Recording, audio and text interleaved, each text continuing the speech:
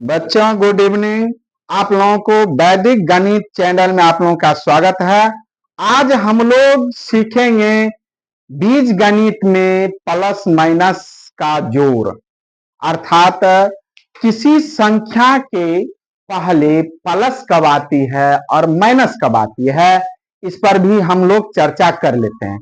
बच्चों, आप लोग निश्चित रूप से बैंक के बारे में जानते होंगे और आप लोगों के माता पिता, आपके सगे संबंधी बैंक में पैसे जमा करते हैं और निकालते हैं। जब आप बैंक में पैसा जितना जमा करते हैं और उतना से कम निकालते हैं तो वह जो है प्लस में आता है, और जब जो है जितना जमा किए और उससे अधिक निकाले तब वह जो है कर्ज में जाता है।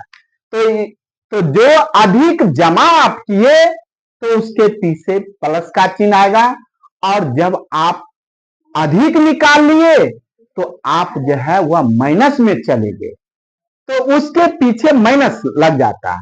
जैसे बच्चों, मान लीजिए आपने 8 रुपये जमा किए और 5 रुपये निकाल लिए, 8 में से 5 गया 3, आपका 3 रुपया उसमें बच गया।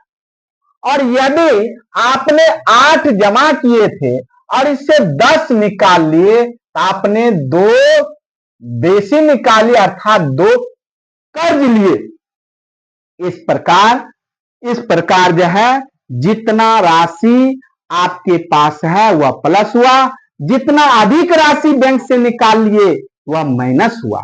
तो बच्चों, इसी प्रकार जब आप आगे की ओर बढ़ेंगे, आप अपने विद्यालय से यदि 2 किलोमीटर 3 किलोमीटर आगे जा रहे हैं तो आप उसके पीछे प्लस हो जाएगा, और यदि उसके ठीक पीछे जा रहे हैं तो माइनस हो गया।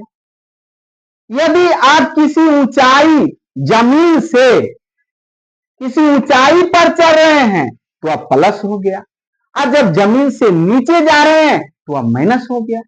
तो बच्चों, इस प्रकार किसी संख्या के पहले प्लस या माइनस दिया जाता है। बच्चों, तो इस प्लस माइनस के जोड़ को समझने के लिए हम प्रमुख बातों को अच्छे ढंग से समझ ले, और यह अलजेब्रा आप लोगों के लिए बहुत सरल हो जाएगी और आप लोग हंसते खेलते सीख जाइएगा। तो बच्चों, कैसे होगा? तो इसके लिए हमने कुछ नियम लिखे हैं कि जब 2 संख्याएं धनात्मक में हो, अर्थात प्लस में हो, तो उसका योग धनात्मक अर्थात प्लस में होगा। जैसे आप +3 और +2 का योग किए तो +5 होगा, +4 +3 का योग किए तो 7 हुआ। बच्चों, एक चीज और ध्यान देना है कि देखिए कि 5 के पहले यह जो है कोई चिन्ह नहीं है। यदि किसी संख्या के पहले यदि आपको कोई चिन्ह नहीं समझ में आवे तो वह समझ जाइएगा कि वह प्लस है। तो इसलिए 5 और 4 के जोड़े 9, तो 9 के पहले कोई चिन्ह नहीं है, तो इसलिए यदि कोई चिन्ह नहीं भी रहेगा तो उसे आप प्लस समझेंगे। तो इस प्रकार बच्चों, अब आप समझ गए होंगे कि जब 2 संख्याएं धनात्मक में हो तो उसका योग धनात्मक में ही होगा। इसी प्रकार बच्चों, अगले नियम है कि जब 2 संख्याएं ऋणात्मक में हो तो उसका योग ऋणात्मक ही होगा। जैसे -3 प्लस -2 को जोड़े।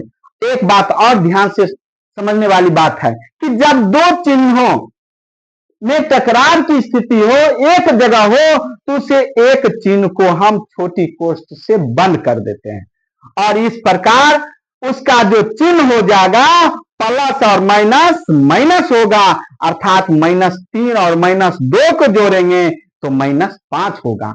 इसी प्रकार बच्चों, हम यदि -4 और -3 को जोड़ते हैं तो -7 होगा। जब 2 संख्याओं में एक संख्या धनात्मक हो और दूसरी संख्या ऋणात्मक हो तो उसका योग बड़ी संख्या में मौजूद चिन्ह के अनुसार लिखेंगे, चिन्ह को ही लिखेंगे। अब जैसे है बच्चों कि जो है हम 8 और जोड़ -3 और इसको हम जोड़ेंगे तो यह जो है 8 घटे 3 बराबर 5। बड़ी संख्या के पहले प्लस का चिन्ह है इसलिए हम यहां पर कोई चिन्ह दिए हैं अर्थात यह प्लस का चिन्ह है। बच्चों इसी प्रकार हम जो है -7 + 3 लिखते हैं तो यह घट जाएगा तो 7 में से 3 गया 4 हो गया। बड़ी संख्या के पहले माइनस है इसलिए यहां पर हम माइनस देंगे। बच्चों जैसे हम लिखते हैं कि